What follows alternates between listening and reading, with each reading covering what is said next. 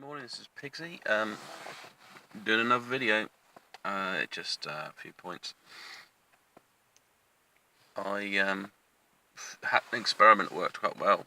It's basically, if you're ever into ormus, I made some Himalayan type ormus, and what I did is I added it to some water. It wasn't really in it anyway. It's a wet mix. So and I added some citric acid. Now you add enough citric acid.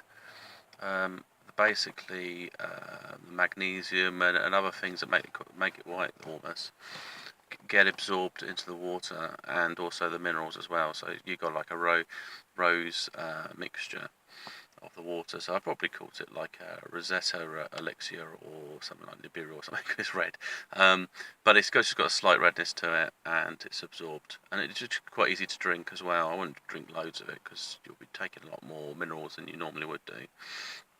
It's just basically for deep cellular sort of penetration that you need something to sort of transport it that far into your body.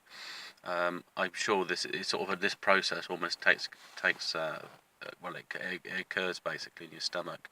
With the stomach acid, it just breaks it down. I mean, yeah, sure, still to keep taking sort of an alkaline type mix, and also the pH of this one would be slightly different, so it's probably closer to sort of 6 or something like that. Yeah, it's just experiments. Same with if you make colloidal copper and things like that, put citric acid in it, and then you'll get copper citrate, and that's a lot easier to drink and absorb. But just in case there's any kind of heavy metals within that colloidal mix, because not unless you've got some sort of special microscope, you can't really tell the size of them, and the smaller the better really for that kind of size and so on. Other concerns, we're seeing these sort of radical liberals. They sometimes refer themselves to some type of consider them like a crazy feminist, but they're not. They're still extreme feminists. Some of them are just psychopaths, to be honest.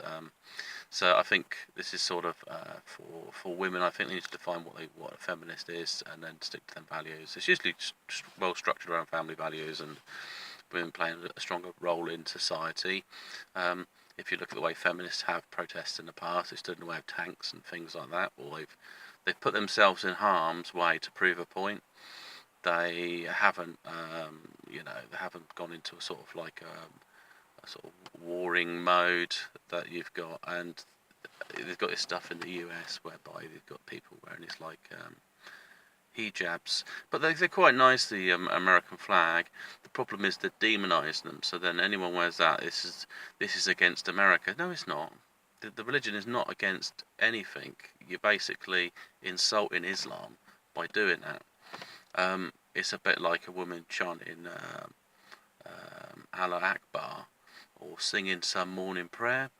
It's the men that sing the prayer, so they got to be very careful, because they might be creating some type of warped version of Islam. They're destroying Islam, to be honest, because any good sort of values and structure of it of peace, if they're trying to promote peace within their religion, I mean, basically the Quran's a kind of toolkit for different things. I think it probably is a bit sort of chauvinist and so on.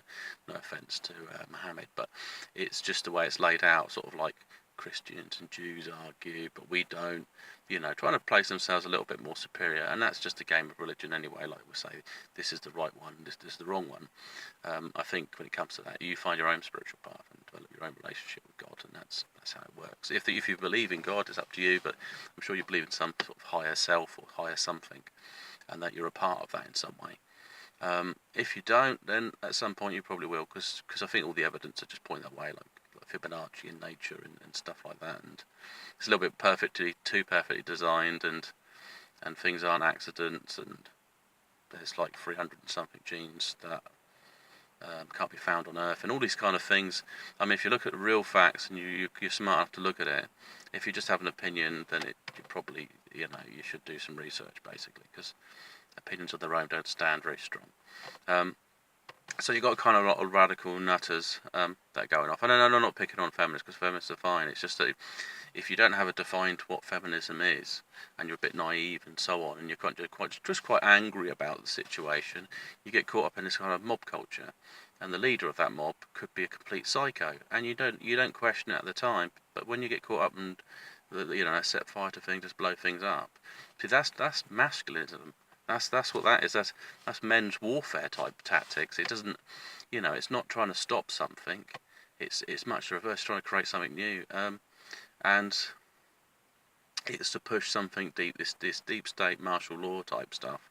So once martial law's in, it probably opens the door to other types of things in the future. And I mean, people have mixed opinions on Trump, but if he does kind of create this utopia, eventually, I mean, he's only going to be there for 8 years. If he goes in again, it might be 4 years.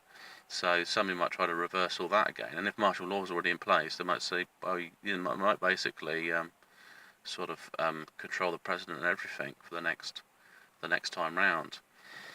So we just have to see what happens. But just use your brain. I'm not telling you what to do or to think. I'm just telling you just to get active, experiment, take control of your own life, do stuff that doesn't fall into anybody else's narratives. Just open that mind of yours, question why things are, why do the elite believe certain things that you don't, and stuff like that. So yeah. So anyway, this is Pigsy signing off. I'm going to go grab a coffee, and speak to you soon.